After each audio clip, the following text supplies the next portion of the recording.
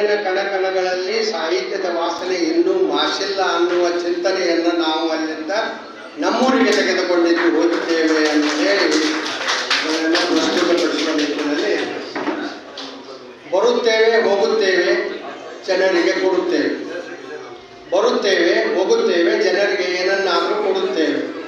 ಅದರೊಳಗೆ ಪ್ರೀತಿ ಇರಬೇಕು, ಪ್ರೀತಿಗೊಂದು ರೀತಿ ಇರಬೇಕು, ರೀತಿಗೊಂದು ನೀತಿ ಇರಬೇಕು, ನೀತಿಗೊಂದು ಭೀತಿ ಇರಬೇಕು. ಅದುವೇ ವಚನ. ನಮ್ಮ ವಿರಕ್ತ ಮಠದ ಬಸವಜ್ಜನವರು ಎಲ್ಲ ಗುರುವೃಂದಕ್ಕೂ ಸಹ ಆಶೀರ್ವಚನವನ್ನು ನೀಡಿದರು.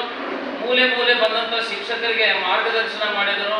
ಇವತ್ತಿನ ಪ್ರಶಸ್ತಿ ಏನು ಸ್ವೀಕಾರ ಮಾಡಿದ್ರಿ, ಇದು ಒಂದು ನಾಡಿನ ನನ್ನ ಭೂಮಿಯಲ್ಲಿ, ಪವಿತ್ರ ಭೂಮಿಯಲ್ಲಿ ನೀವೆಲ್ಲ ಈ ಒಂದು ಪ್ರಶಸ್ತಿಯನ್ನು ಪಡೆದುಕೊಳ್ಳೋದು ಬಹಳ ಅದ್ಭುತವಾದಂಥದ್ದು ಮಾತನ್ನ ನಮ್ಮ ಗುರೂಜಿಯವರು ಹೇಳಿದರು. ಹಾಗೆ ನಮ್ಮ ಚಂದ್ರಶೇಖರ್ ರುಗಿ ಅವರು, ಚಂದ್ರಶೇಖರ್ ದೇಸಾಯಿ ಅವರು ಎಲ್ಲರೂ ನಿಂತ್ಕೊಂಡು, ಆಮೇಲೆ ನಮ್ಮ ಹಿರಿಯ ನಿವೃತ್ತ ನೌಕರ ಸಂಘದ ಕಾರ್ಯದರ್ಶಿಯಾಗಿರುವಂಥ ಎಸ್ ಟಿ ಹವಾಲ್ದಾರ್ ಸರ್, ಹಾಗೇನೆ ನಮ್ಮ ಕನ್ನಡ ಜಾನಪದ ಪರಿಷತ್ತಿನ ನಿಕಟಪೂರ್ವ ಅಧ್ಯಕ್ಷರಾಗಿರುವಂಥ ನಿಂಗೋಳೆ ಅವರು, ಹಾಗೆ ಸುರೇಶ್ ಬಸ್ಮೆ ಅವರು, ಈ ರೀತಿಯ ಅನೇಕ ಎಲ್ಲರೂ ನಾಡಿನ ಎಲ್ಲರಿಗೂ ನಮಗೆ ಸಹಕಾರ ಮಾಡಿ ಈ ಕಾರ್ಯಕ್ರಮವನ್ನು ಯಶಸ್ವಿಗೊಳಿಸಿದರು.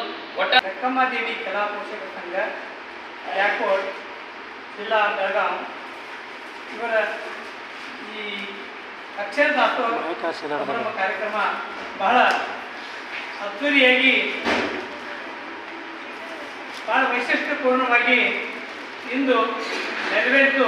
ನಮ್ಮೆಲ್ಲರಿಗೂ ಬಹಳ ಸಂತೋಷ ತರುವಂಥ ಕೆಲಸ. ಇಲ್ಲಿ ಒಂದು ದೇಶವನ್ನು ಮುನ್ನಡೆಸಿಕೊಂಡು ಹೋಗುವಂಥ ವಿದ್ಯಾರ್ಥಿಗಳನ್ನು ನಿರ್ಮಾಣ ಮಾಡುವಂಥ ಶಿಕ್ಷಕರ ಪಾತ್ರ ಇದ್ದರೆ, ಸಮಾಜದಲ್ಲಿ ಇರುವಂಥ ತೊಡಕುಗಳನ್ನು ನಿವಾರಣೆ ಮಾಡಲಿಕ್ಕೆ ನಮಗೆ ಹಿಂದಿನ ವಚನಕಾರರು ಏನು ಹೇಳಿದರು, ತಮ್ಮ ಅನುಭವದ ಅಮೃತವನ್ನು ಅದು ಸಮಾಜಕ್ಕೆ ಉಣಬಡಿಸಿದಂಥ ಈ ವಚನ ಇಂದಿನ ಆಧುನಿಕ ವಚನಕಾರರು ಬಹಳ ಸುಂದರವಾಗಿ ಇವತ್ತು ನಮಗೆ ಅರ್ಪಿಸಿದ್ದಾರೆ. ಇದೇ ಈ ದೇಶವನ್ನು ಮುನ್ನಡೆಸಲಿಕ್ಕೆ ಒಂದು ಅಭೂತಪೂರ್ವ ಕಾರ್ಯಕ್ರಮ.